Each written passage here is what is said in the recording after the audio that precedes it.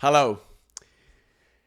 Lessons learned from a panic attack. Bank panic attack. I believe it was Hemingway who most famously nailed how we go bankrupt. Gradually, then suddenly. Well, I don't know how many of you were affected by last week's Silicon Valley Bank panic, the volatility of both markets and emotions, and the problems resulting from it. As of now, no one knows for sure all that we learned and what the consequences will be. And all of us are affected to varying degrees. If we aren't dealing with contagious viruses, we are dealing with contagious fear. Never a dull moment these last few years. It was not pleasant, for sure. Panics aren't. And this was a real one. And whether you believe this or not, the importance of trust in our banking sector cannot be exaggerated.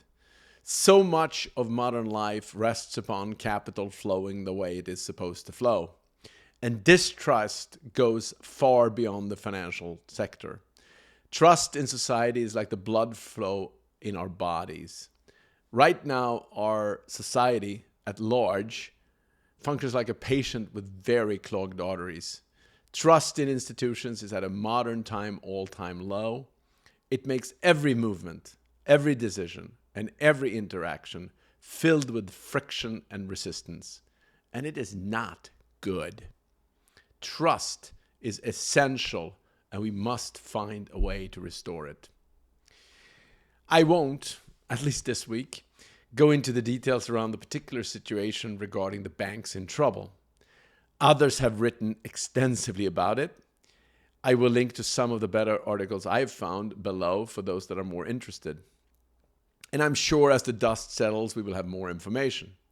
Down the line, more lessons can and will be drawn on how we can avoid similar problems in the future. I am mainly interested, as usual, in what this experience says about our human behaviors at large. And so far, I'm reflecting on 3 dimensions. 1, emotionality over rationality. 2, groupthink over individuality. And 3, speed over intelligence. 1, emotionality over rationality. If you looked at this rationally, it doesn't seem like Silicon Valley Bank necessarily had a massive problem paying its depositors the money they owed them. Yes, they did some really stupid and irresponsible things, like buying very long duration bonds out of greed, when the duration of deposits can be immediate, as they learned.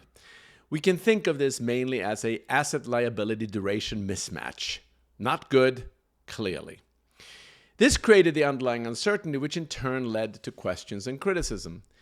But if all had stayed calm and not moved their deposit elsewhere, it's not certain that this would ever have become a problem. But telling people to stay calm, which they did, had the opposite effect, as it often does. We know it never really works. Tell someone angry yelling at you to not be angry. I guess that is what characterizes a bank panic. It's more emotional than it is rational. And it's probably true for most panics. Furthermore, emotions don't just often beat rationality when it comes to panics. For better and for worse, it's a human tendency that guides and dominates much of our human existence. I mean, how boring would life be if we were totally rational? If we never let our hair down? If we never fell madly in love at an inconvenient time? If we didn't experience drama, art, and poetry? All of them often written in states of irrationality. Or if we always resisted foods we shouldn't eat. If we never laughed at inappropriate jokes, or even worse, weren't allowed to even hear them. So, I'm not saying I want us to be rational. I don't, at least not entirely. And as with anything in these newsletters, it comes back to lagom, just the right amount. A little emotionality is attractive and great, but not too much. and none is boring. So whenever we are about to make big decisions, we should always check the facts and make sure our emotional reaction is justified.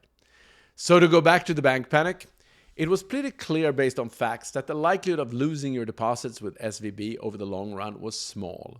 Some allegedly sold their deposits at as little as 55% of the deposit value, only to learn 2 to 4 days later that they would have gotten 100%. Some probably were desperate and they needed those funds on Friday, but in retrospect, they should have cooled down for at least a few days. Oh well, hindsight is 2020. 2.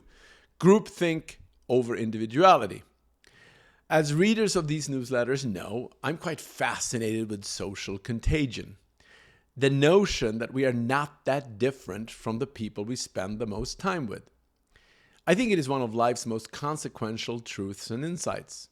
It's of critical importance to curate and edit who you spend time with.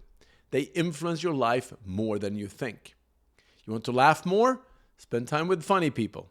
Want to learn more? Spend time with smart and curious people. Want to lose weight? Spend time with people who exercise and eat well. If you want to change anything in life, surround yourself with people either equally committed to the same change or people who've already done it. Otherwise, it's going to be impossible. So you take our emotionality and then you add the social contagion factor, and what the brilliant French scientist René Girard coined mimetic desire, i.e., our deeply held tendency to imitate the desires of other people. And it's not difficult to see the foundation for a panic like a herd mentality spinning out of control. 3. Speed over intelligence. And then add this foundation, our new technologies that continue to enable time and distances to shrink radically. They make it possible to do things instantly, often without proper reflection, fact-checking, or perspective. We do now inhabit an Insta world. Could this particular crisis have happened before the internet? I'm sure it could, and to some extent it has. But perhaps not to this degree. In hours, the emotionality of people in and around SVB shared their concerns on platforms like Twitter. By then, the social contagion was in full swing. It spread like a real virus in ways we now sadly are more familiar with. And there was simply nothing that the bank could do. It simply needed the backing of the US government to calm things down. Thankfully, that calming trustworthiness arrived before too much pain had passed. The point is that in between stimuli and response, there must be a pause. If we act immediately to whatever happens to us, we often make uninformed and bad decisions. It is in that pause that we can reflect and process whatever it is that happened. I am certain that technologies help shrink both the data we need to make informed decisions and the time we are allowed to make those decisions. So we should use technologies to be more informed, but try our best to resist the temptation of joining the stampede without proper reflection. It is important to state that none of this would have happened without the mismanagement on behalf of the bank itself. We can blame eras of unique Fed policies, COVID, and social media all day long, and yes, for sure, they played a role. But without the underlying mismanagement and mismatching of assets and liabilities, this problem would not have happened. This was not something I expected at all. I had no room in my own plans for this. My partners and I went to work hard to protect the portfolio companies we are involved in. I learned a lot about accounts and non-insured deposits, things that I should have known before, but simply didn't. There is never any pain without some gain. I continue to be amazed, mystified, and intrigued by our more enigmatic human qualities, particularly as we act as groups. We do need to protect our banking system in reasonable ways, but as we consider how to do that, let's recognize that what we really need are tools, systems, and commitments to build trust again. Trust between people. This was yet another reminder, as if we needed one, that we all are a bit jittery, anxious, and perhaps trigger happy. Bank panics are like canaries in the coal mine. They are indicators that our trust levels are low. And as we continue to address the many challenges and opportunities that lie ahead, all of us would benefit from increasing overall trust levels. So besides the shorter-term efforts to calm down global financial markets, as well as the longer-term political conversations around what regulatory changes would help to avoid them in the future, I'm desperately hoping for more, particularly around elevating trust. As is a disease across most of our challenges, we tend to rush towards numbing symptoms rather than dealing with the underlying causes.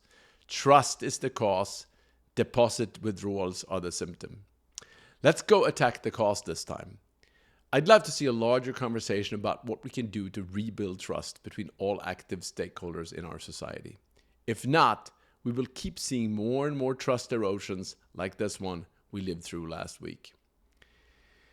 Here are a few articles that I found thoughtful relative to what we just experienced. There's a comprehensive article in Fortune that I'm linking to.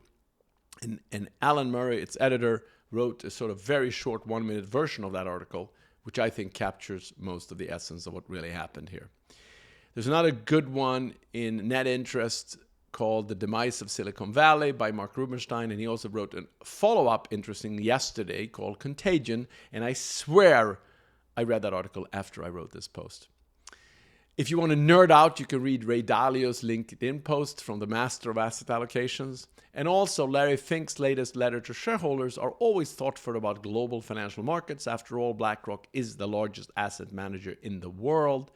And I think his writing is often thoughtful, and it is sort of an optimistic realism. And he also covers a little bit about this banking crisis. And then there is a great article in the Free Press by Luke Burgess about the bank panic in general, but also more about what I talked about earlier about mimetic desire.